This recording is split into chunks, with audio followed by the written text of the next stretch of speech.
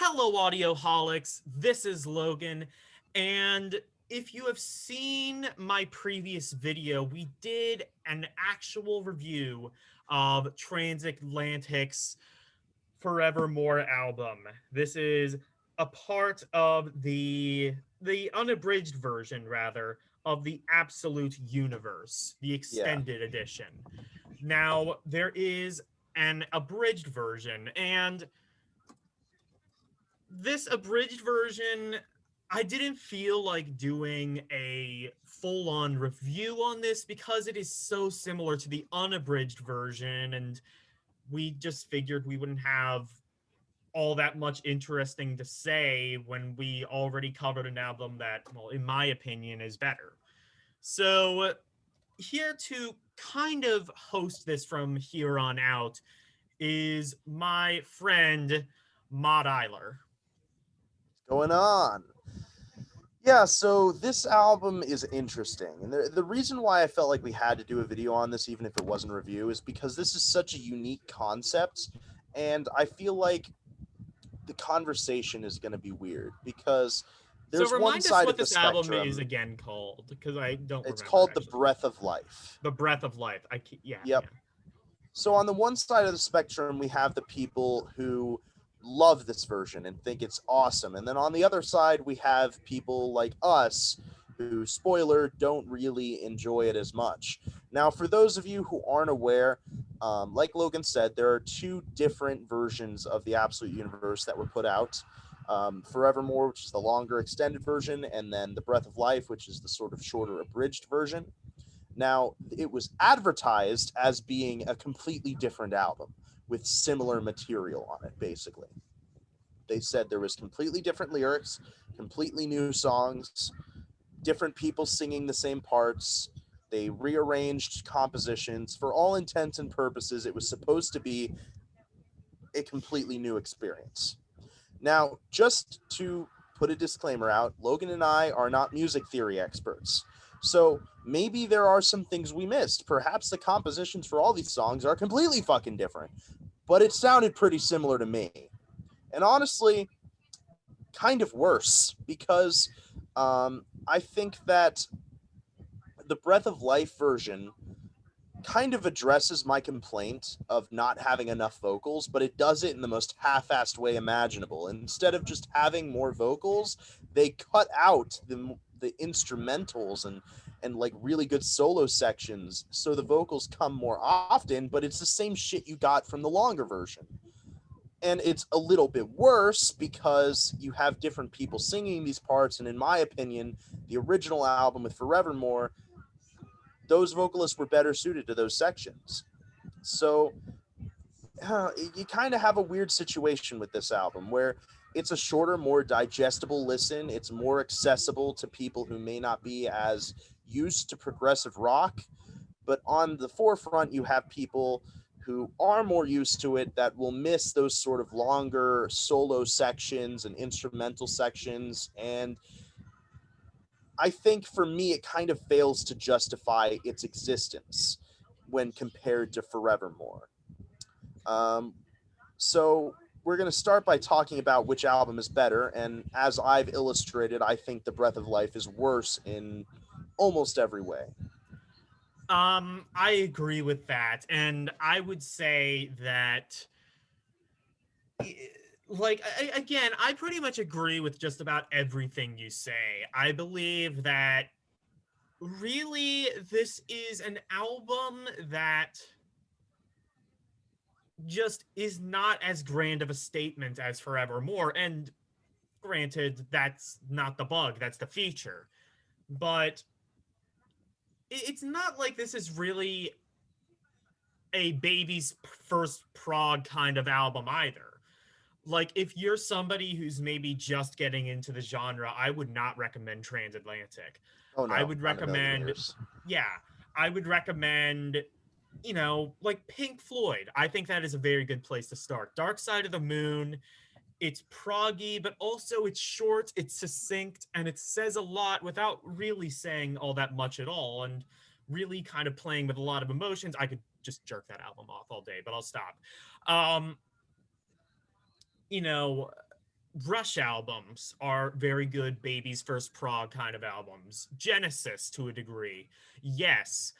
Um, you know, maybe even the Beatles to an extent. I've heard people argue that they're prog rock. I don't know how much I would agree with that, but this I think would have only worked if it was more on the poppy side to begin with, and then they went from that point and maybe expanded on it. So, like, for example, let's say you, going back to Dark Side of the Moon, let's say you had Dark Side of the Moon. Okay, the album, I don't have the time right in front of me, but I'm going to say it's about 40 minutes, 30, 40 minutes. Um, if they were to cut maybe an hour-long version of Dark Side of the Moon, a double LP of Dark Side of the Moon, they could kind of maybe delve into some of the themes a little bit more. Delve into, like, for example, the theme of that album is about, things that control you, things that control life. You have, birth, death, time, money, things like that. Prejudice. There's like a song about, like, prejudice and race. Um, if they would have expanded on that concept, I would understand sort of like a Dark Side of the Moon expanded edition, or a Dark Side of the Moon 2 even.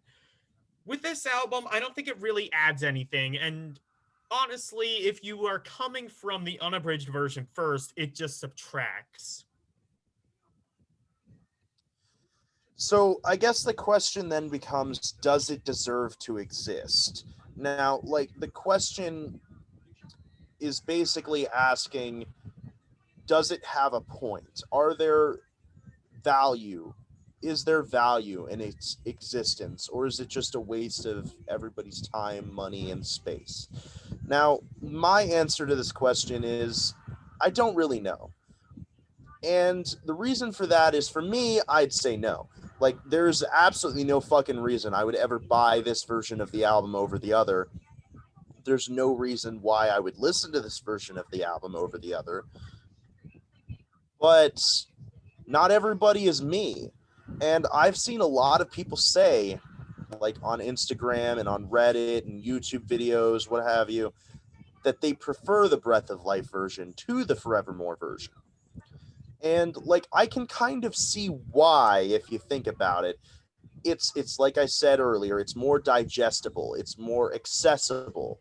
So for people who don't necessarily have an hour and a half to spend listening to music, this might be a good thing for them. Maybe you don't like drawn out prog rock shit.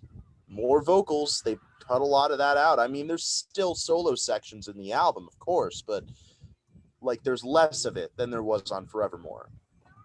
The songs are also arguably more mainstream than they were on Forevermore, especially the new ones. There was a lot more vocals in those new songs than there were on any of the songs on Forevermore, I think. And personally, I prefer the Forevermore version because it's more of a succinct package. You know, it's a full composition that was structured and made from front to end. The Breath of Life, in comparison, just kind of feels slapped together, you know? So, does it deserve to exist? Not for me, but maybe for a dad who doesn't have an hour and a half to listen to an album. He can only listen to albums on the way to work, and he only has an hour and 10 minutes to do that. Or like, maybe somebody who just doesn't have the patience for instrumental music. I don't know why they'd be listening to Transatlantic anyways, but I've seen that argument from people. I've seen people say that. And the fact that there are people out there who argue that this version is better, in my opinion, proves that it has some sort of value, at least to somebody, you know? And so I feel like it deserves to exist, but I don't feel that it should be done again. If Transatlantic releases another album next year, they should not do the same thing. Or at the very least, if they do something similar, they should change the way they did it. They should make it completely two different albums. Cut almost everything that's similar. Maybe one or two songs are the same. Everything else needs to be completely new material. Then I I would think it would be more justifiable, and then it would be okay. But as it so stands, yeah. it's just, yeah. Go on. I am going to expand on your thoughts a little bit. Um, I do not believe that this album is necessary in any way, shape, or form. And more power to the people who believe that it is. But for those people, I have a simple question. Would you have complained if this shorter version wasn't out there at all? I don't think they would have. I think that the only reason they are saying that this version is better is because they just admire the fact that this concept exists at all. And it is admittedly a very kind of unique and admittedly risky concept.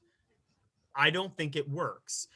Like I said, first of all, this is not by any means a baby's first prog album. Even the hour-long version, I think if you were just getting into prog, an hour would probably still be too long. And if you're already a seasoned veteran of prog, an hour and a half is just like that's baby stuff to you. There's a Mike Portnoy is on this album. He was originally in Dream Theater. Dream Theater has, I shit you not, a 2.5 hour long album. I don't remember what it's called. Just I don't know if Tyler does, The but astonishing. yes, 2.5 hours. And they're saying, oh, this is the shorter album that's only cut by half an hour, so it's still relatively long. And honestly, as far as albums go, Forevermore does a lot with that time, so it doesn't really feel like it is all that long. It feels like, just 45 minutes maybe. Um this doesn't again add anything to the concept. I think maybe if it did, if you were to add some stuff to the concept, I could maybe at least see the idea of this, but to me, it's like you have one version of the album, you have the Forevermore version, and then you have this version, which almost just seems like the demo version of the other one.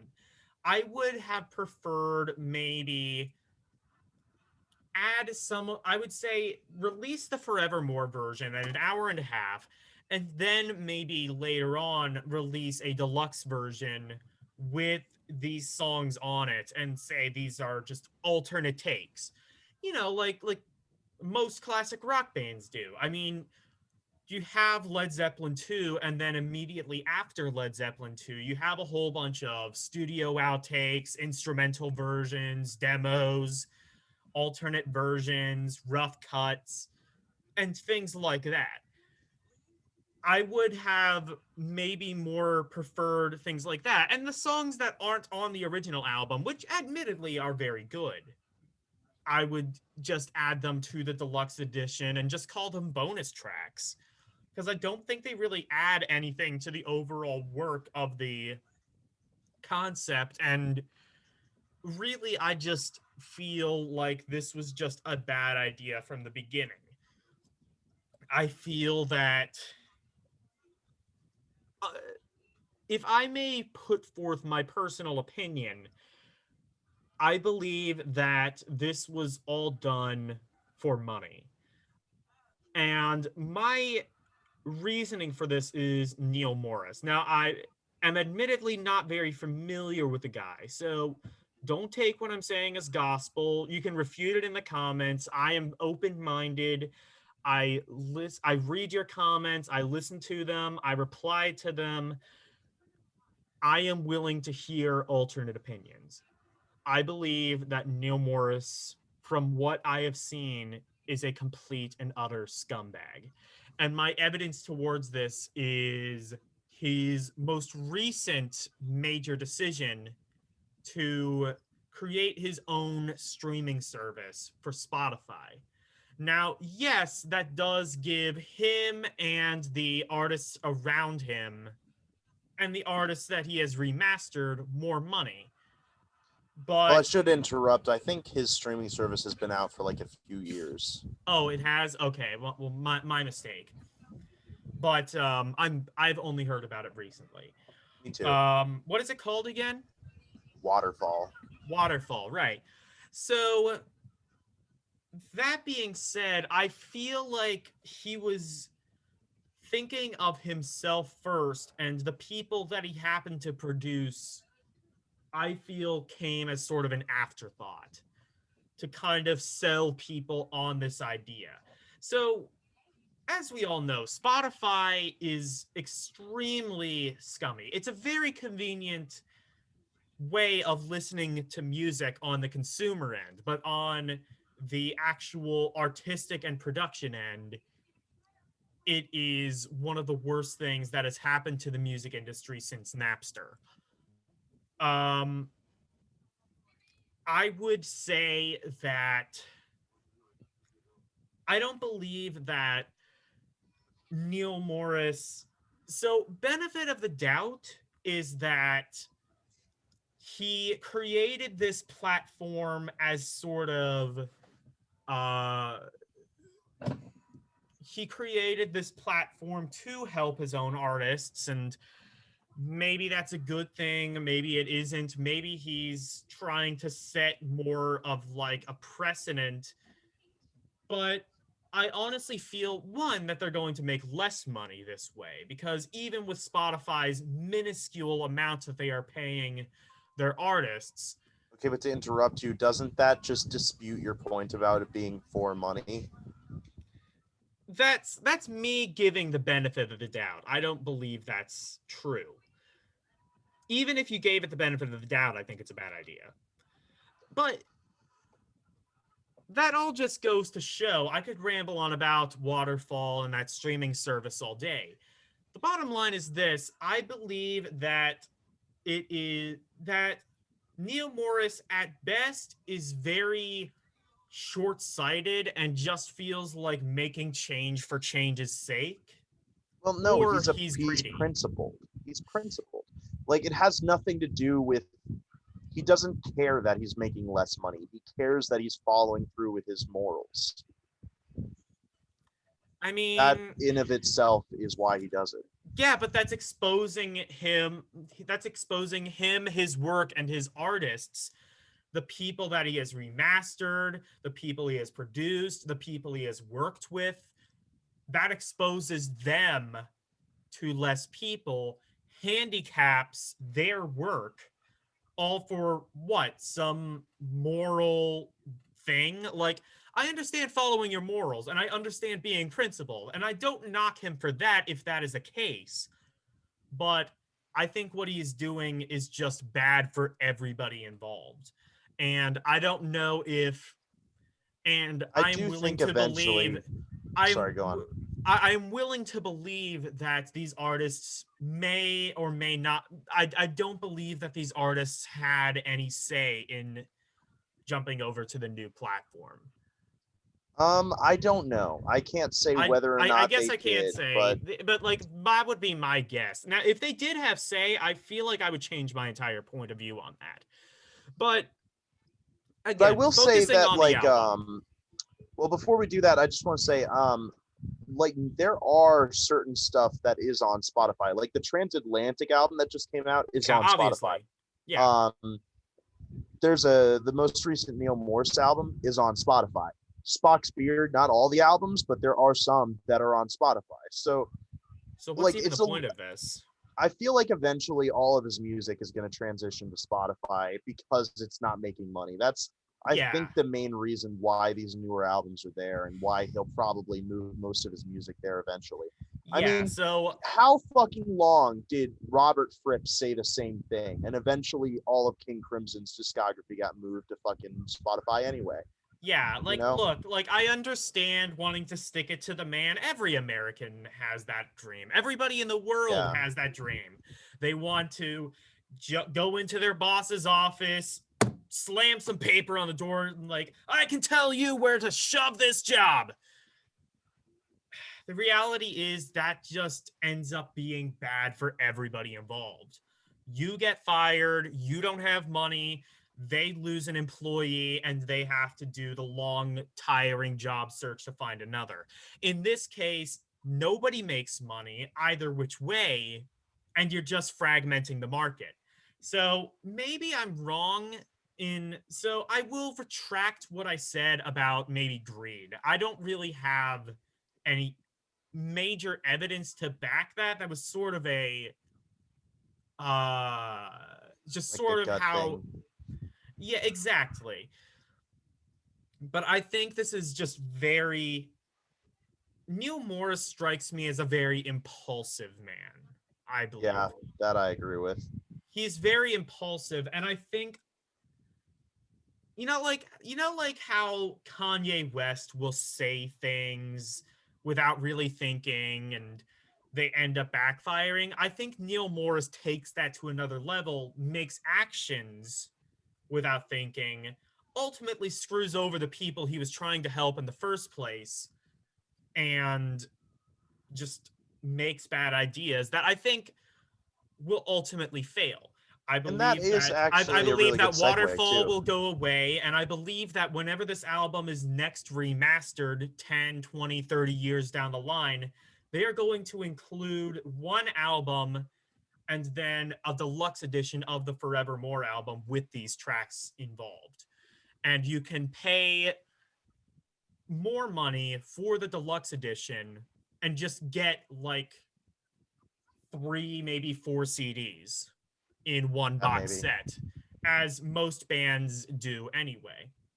That's a good segue into the final discussion point, which is just, was it scummy to do this? And I think this is the story that Mike Portnoy told. Basically, they wrote the Forevermore version and they had it composed and they were going to go record it. And then somebody said, it's too long. Somebody's like, no, nobody's going to listen to this whole thing. It's too long. And Mike Portnoy was like, no, it's not. I think it's fine.